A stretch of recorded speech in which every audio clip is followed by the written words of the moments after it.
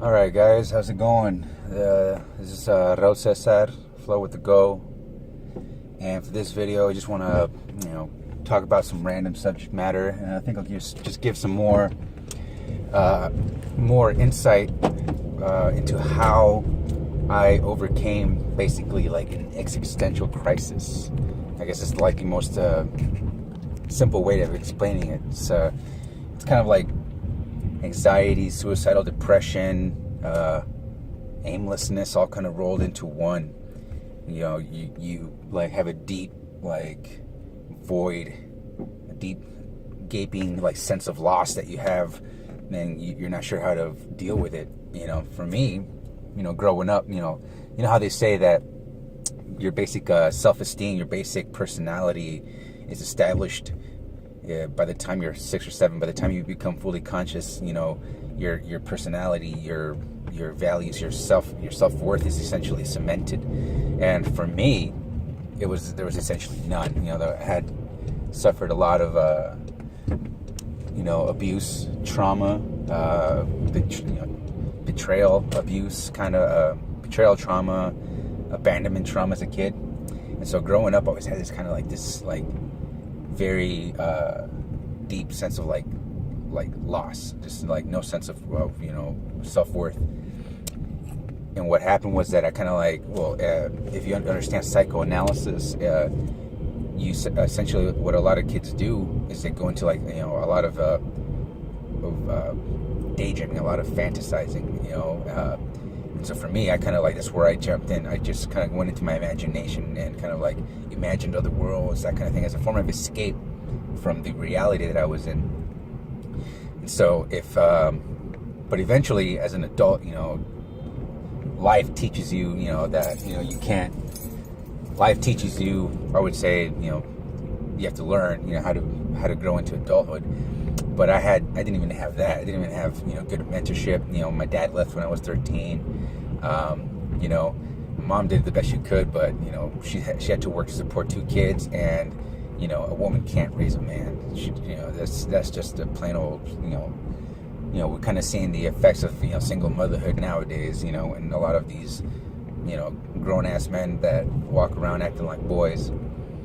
And so, but luckily for me, I always had like this, thirst for knowledge, this thirst for understanding the nature of reality. So, even in my chaos years, in my darkest times, I was still kind of like always advancing, at least little by little, At least I was always kind of pushing myself. I was always kind of wanting to, take action and be, that dude, the guy that's in charge of his life. But, the simple like, just set goals and affirmations, think positive, or just do it, just take the action, that all those kinds of mantras, all that kind of regular self-help talk was just not enough for me, because it did not address the real deep down issue that I carried with me, which was essentially like no self-worth, essentially no self-esteem, no real, I didn't value myself as a person, but what I did do, though, however, was just keep looking for knowledge on the nature of reality, the nature of psychology. And so when I came across Jungian psychoanalysis and Carl Jung himself, that really resonated with me. He talks about the subject matters like the collective unconscious. He talks about archetypes and mythology, and that was just right up my alley. I was always interested in history and different cultures, so his work was kind of like meshing a lot of the things that I really enjoyed learning about. And I was always like, well, what is this collective unconscious? What is the subconscious? What is the unconscious? And then that just kind of led me down this path of learning about just a million different things, learning about mysticism, occultism, and not necessarily like practicing occult, but learning about it.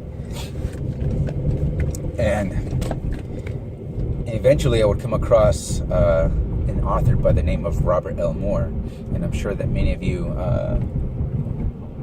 have, some of you, I guess I'd rather say, have probably come across him. If you know who Elliot Hulse is, Elliot Hulse talks about Robert L. Moore, or references him in his book. And yeah, that was a big change for me, because what Robert L. Moore basically was able to do, he was able to diagram your psyche, essentially. There's like an actual construct to it. And he created this construct, and eventually the construct is essentially very similar to the cosmologies that a lot of ancient cultures had. The cosmology was always like, there's like this concentric circle, and at the center there's like this Mount Meru. There's like this axis mundi. It is called in modern academic circles, it's called axis mundi, the center of the earth. But what he was referencing it to was like the center of yourself, and the whole purpose of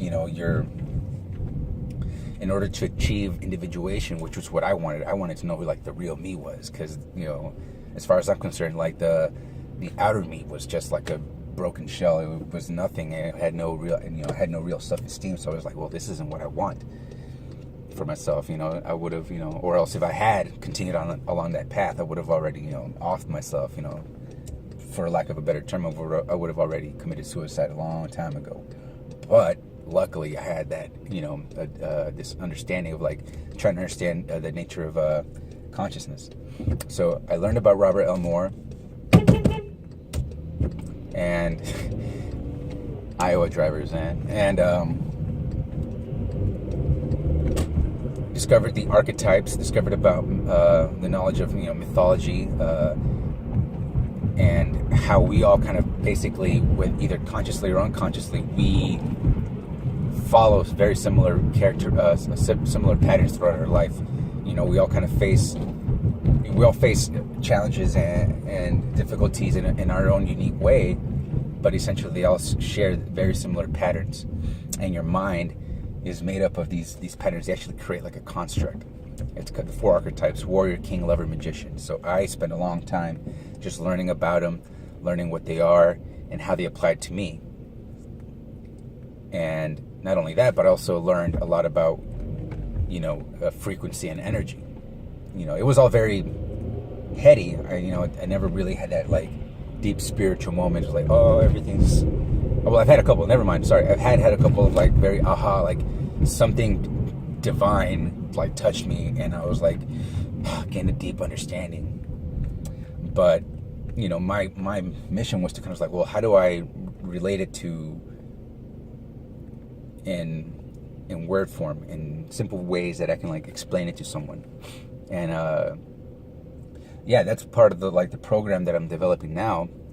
And for anyone that's still like suffering like deep identity crisis, has like this like void, this lack within them, and they want to learn how it is to overcome that, how to address it.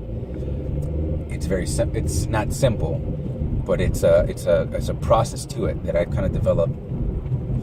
And essentially it all starts with just writing, journaling in a notebook, understanding the nature of frequency and vibration, and gaining certain disciplines that'll get you in touch with your mind-body intelligence. And if any of you guys have any questions, if you have any input, just let me know. And I'll get back to you guys soon. Okay, talk to you later. Peace.